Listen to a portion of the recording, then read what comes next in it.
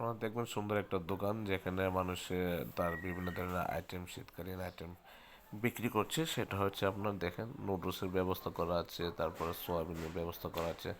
একটা ছোট একটা দোকানের মধ্যে সে একটা চুলা এলপি গ্যাসের মাধ্যমে সে বসিয়ে রাখছে।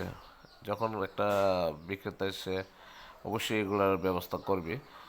গরমের ব্যবস্থা করা আছে, শীতকালীন সময় অবশ্যই গরম খেতে খুব ভালো লাগে।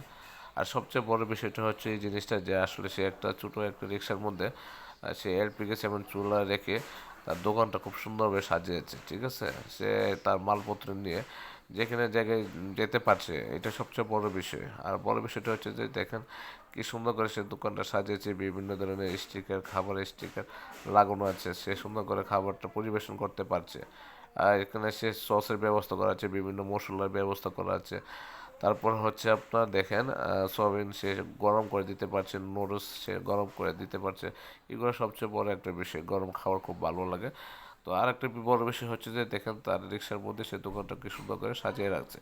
আসলে এইসব দোকান আসলে মানুষ নিয়ে বসে বিভিন্ন ধরনের খেলাধুলা মাঠের পাশে, তারপরে বিভিন্ন রাস্তার পাশে যেখানে জনগণ বেশি চলাফেরা করে, তাহলে তার বেচাকেনাটা ভালো হয়, লাভজনক হয়। তো সবাই চিন্তা করে যে আসলে আমার ব্যবসাটা ভালো হয়, তাই মানুষের ছোট একটা রিক্সার মধ্যে সুন্দর করে দেয়, সুন্দর দোকানটা সাজিয়ে সে বেচাকেনা করতে পারছে। এটাই সবচেয়ে বড় বিষয়। আসলে মানুষের এটাই করা উচিত। এটাই সবচেয়ে বড় একটা